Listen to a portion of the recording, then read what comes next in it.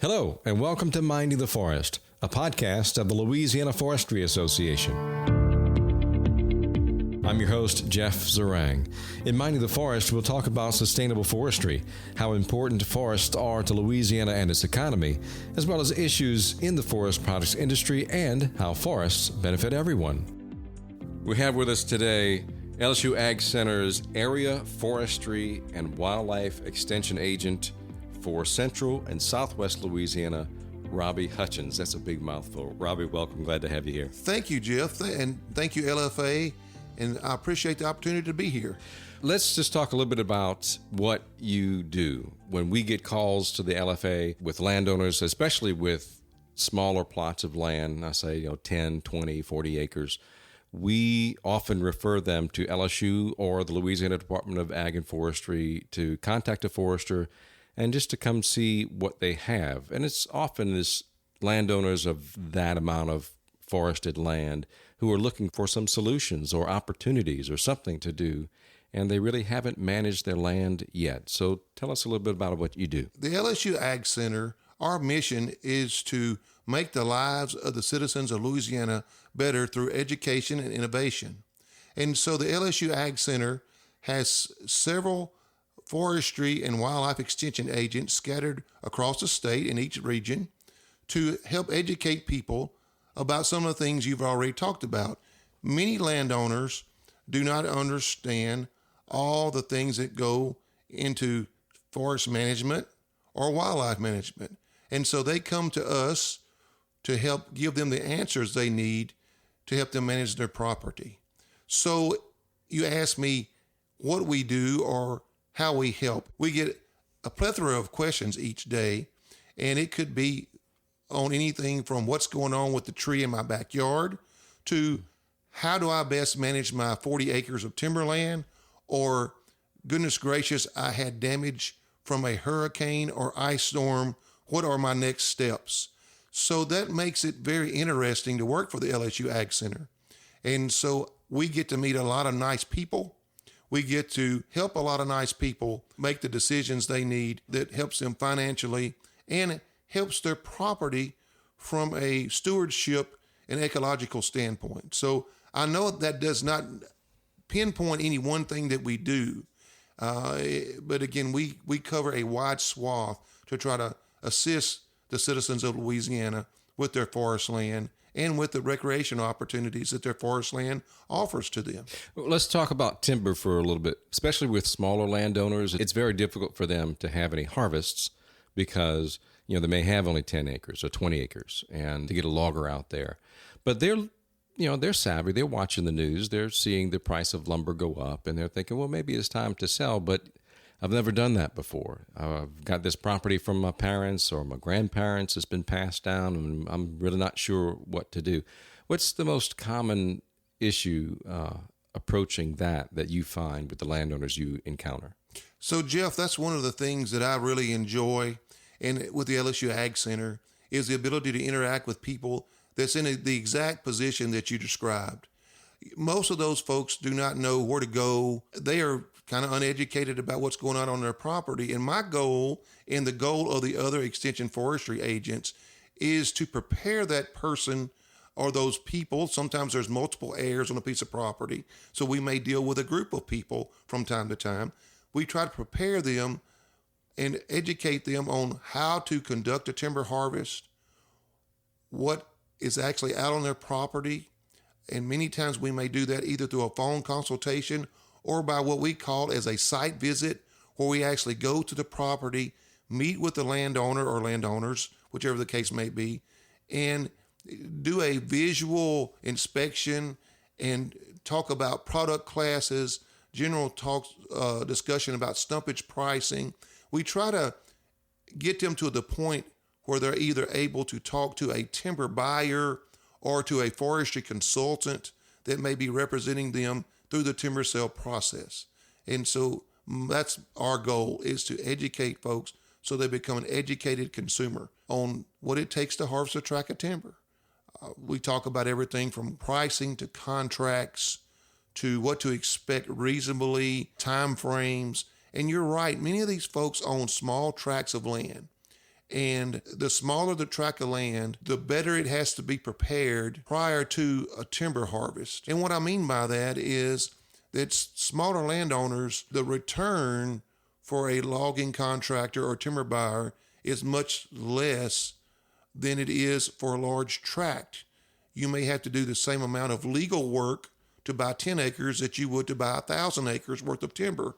So it's handy for people to talk to us, and then they understand some things to get in order, like having a current title opinion or having a culvert already placed in the ditch covered with dirt and rock to prepare for access for timber harvesting, whatever the case may be.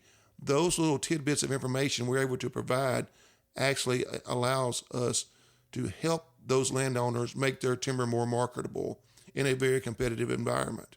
You are right. You talked about the lumber prices, and lumber is a commodity, and that price goes up and down depending on the market. And we've seen great highs in 2021, and currently we're seeing the price get back to some kind of normalized level. But the main thing for forest landowners, the good news in the state of Louisiana, is we have so many opportunities now, and those opportunities seem to be increasing with some of the announcements that we've had lately of the construction of new mills and the reopening of some mills that have been closed. That is great news for forest landowners in Louisiana, especially in what we would consider the traditional pine areas of Louisiana. We can even start more simply than that, actually. If you have someone that has contacted you and they say, I've got 20 acres and I don't know what to do with it. I'm not quite sure what I even have. And they may not even know before you get to consideration of a timber sale or anything like that. They may not even know how they want to manage the land because there are different aspects of that. So how do you approach that? It sounds very simple, but it's very complicated at the same time. As you know, in your business, you have to be a good listener. There's no such thing as a short phone call, typically when you're talking to a forest landowner, especially one that's kind of, as you said, starting from scratch. You want to ask them some basic questions and let them talk. And as they talk, you can jot down some notes. I do. I'll make some notes as I talk to people. And then later on, I can read those notes back and make sure that I understand their goals and their management objectives. Sometimes they just want to know what they have out there. Maybe they inherited the piece of property from a relative, father, mother, grandparents, what have you, and they've never even actually been to the property. Sometimes that's a great part of our job satisfaction because we're all trained and we think it's very easy for people to find tracts of land and timber. When many of us have been doing it for over 20 years, it's just second nature to us. But just for us to work with them to tell them how to get to their tract of timber.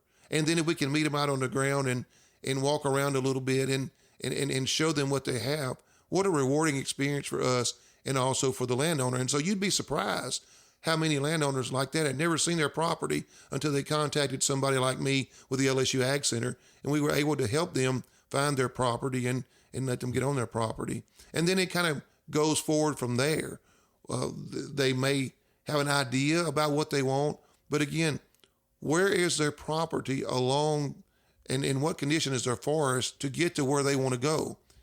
People just aren't foresters. Everybody in the population is not a forester like me. And so they may not realize that their stand may not be large enough to be saw timber or saw logs today, that it may take a thinning to reduce some competition to allow the trees to grow to get to the point where they would be the highest dollar value trees out there, the saw timber that everybody is looking for. So I get to work with landowners and let them know what they have to do to get from point A to point B. And then I can also refer them to people that will also help them get there. So Louisiana is blessed. We have a lot of great forestry consultants that help private landowners, especially the small, private, non-industrial forest landowners that are our key clientele with the LSU AgCenter. And so I can refer them to forestry consultants. The LSU Ag Center has many educational programs throughout the year to help small forest landowners. One of those programs that we have in each one of our regions of the state is our annual forestry forums. I have one based out of our Dean Lee Research Station just south of Alexandria called the Sinlaw Forestry Forum. But we also have a Northwest Louisiana Forestry Forum, a Northeast Louisiana Forestry Forum, a Southwest Louisiana Forestry Forum, and a Florida Parishes Forestry Forum that we put on.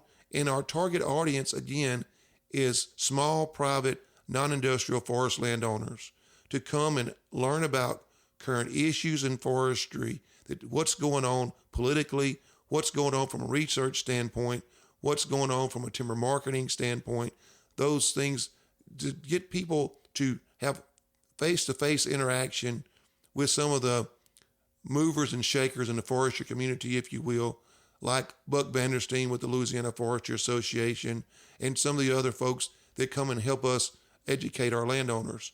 We may have wildlife forums or wildlife workshops where we talk about food plots for deer or turkey or quail or some other game animals. We may talk about feral hog control, and that's a big issue with forest landowners. So we may have a program about that.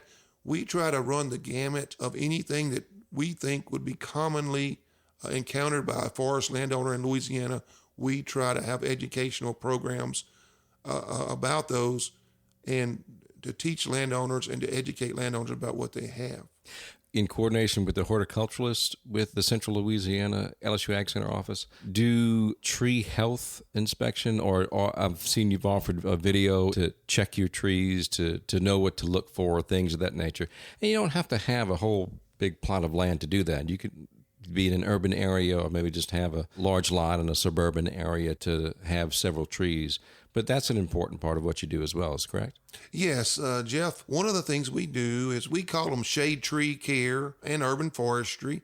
And so homeowners love their trees. Trees actually increase the value of a home, and they decrease the amount of money you spend on electric bills, which right now with the hot summer going on, everybody's electric bill is very high.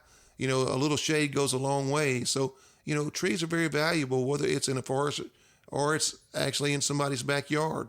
And so the forestry agents with the LSU Ag Center help our horticulture agents take those shade tree calls, as we like to call them, and help people diagnose what's going on with their tree. And if they need to hire an arborist, which is a professional that actually helps trim trees or cut trees if the tree needs to be removed because it's a hazardous tree or if it's dying or declining out there. And so we do help that. The horticultural agents with LSU Ag Center do many of these calls, but there's so many of these we help out in that arena as well. An old horticulturalist that retired told me that he had estimated over 75% of his horticulture calls actually involve some kind of tree or shrub like a crepe myrtle in his career, in his 40-year plus career. So, we all care about that, and so we do that. And the Dean Lee Research Station has a field day, and the LSU Ag Center, in response to COVID, now does many events as a hybrid event where there is an in-person part of the event and there is a virtual portion of the event. And for the Dean Lee Research Station field day for 2021, I actually helped film 2 videos and they dealt with shade trees or trees in a yard. And so you can go to the Dean Lee Research Station. Our YouTube channel is there, and you can see both of those videos. One is on how to select an arborist. Most people do not understand or may have never had to select an arborist before. And so I lay out some steps, just some logical steps to select and hire an arborist to do your tree work. The other video, I'm actually teaming up with one of our horticultural agents, Dr. Michael Polizzola, and we're talking about how to select a tree for planting in your yard. So most people have no idea how to make a proper tree selection so that you select a tree that will give you the opportunity for that tree to survive for a long, long period of time. Then we look at some good points and some bad points and talk about some pruning and how to shape a tree and how to do the tree selection process. So those are actually on our YouTube channel. What have we not covered in the aspects of a forestry and wildlife extension agent? Well, one of the things that we haven't covered is one of my favorite things to do, and that's one of the things that you actually helped me with, Jeff, is we do a lot of youth education, forestry and wildlife education with youth. And one of our key programs that you and I work together on is Rapides Parish Forest Awareness. And I'm really proud of that program. It was a program that was started by LSU AgCenter foresters back many, many years ago in conjunction with the Louisiana Forestry Association. And we've kind of teamed up with that. And when we partner with the Louisiana Department of Agriculture and Forestry and with the U.S. Forest Service and with several timber companies to help provide this educational experience for Rapides Parish fifth graders. And so for the folks that don't know, Rapides Parish Forest Awareness, we have a session in the fall and a session each spring where fifth grade students come out to the forest and they actually have an outdoor classroom for the day. They rotate through 7 educational stations, again, manned by experts in ag and natural resources and forestry. And we talk about things such as forest growth and development, forest products, soil and water conservation, wildlife, and several others. Those students have an experiential learning opportunity where they get to see and experience nature, and they leave our forest awareness program with a much better knowledge and understanding of these things. As a matter of fact, the teachers say that the classes that go through Rapides Parish Forest Awareness score much higher on the LEAP test than classes that don't go through forest awareness. Typically, in a typical year, we educate between 1,200 and 1,500 Rapides Parish fifth graders about forestry and wildlife and conservation through our program. It is a great program, and I really enjoyed it. We missed it last year because of COVID. We could not do that in person. I have to say, that's a fun program to be involved in. It is amazing to see some of those kids who have never been in a forest before. And you can tell, their eyes are wide, they're running around. Well, they're acting like kids because they are. But it is an extremely enjoyable trip for them. I really look at that as a victory. Yes, we would like everybody to learn everything we talk about at the whole program, but if they just understand that they have places that they can go and they can hike and get outdoors and do bird watching or fishing or whatever they want to do, that's a victory for us. And many of these kids have never had that opportunity. And you're right, they come back to what we call our base station where they get on and off the bus. And they're just so amazed at the things they've seen and the experience they've had. And they said, I can't wait to get home to tell my parents about this place. And that's the way we feel about the forest, or we wouldn't be in forestry, right? Exactly. And so we have that love of the outdoors. And so if we can just instill that in them, it's been a great victory for us. Robbie Hutchins with the LSU AgCenter. He is the Area Forestry and Wildlife Extension Agent for Central and Southwest Louisiana. Robbie, thanks a lot for joining us. Jeff, thank you for the opportunity. And I want to say thank you to the Louisiana Forestry Association. The Louisiana Forestry Association is the largest landowner association in the United States. We have a great staff of people that are representing forest landowners, forest industry, and loggers. The LSU AgCenter works in partnership with you. We thank you so much for what you do for the forest and for the forest landowners of Louisiana. You make our job easier, and I want to say I appreciate the opportunity to be here today to be interviewed on this podcast. We thank you for those kind words, and believe me, the appreciation goes both ways. Thank you for listening to Minding the Forest, a podcast of the Louisiana Forestry Association. If you'd like to learn more about sustainable forestry, the LFA and its programs, and how you can be part of an organization that supports landowners, loggers, and wood manufacturers in the state, go to laforestry.com. And remember, at the Louisiana Forestry Association, we're minding the forest for you.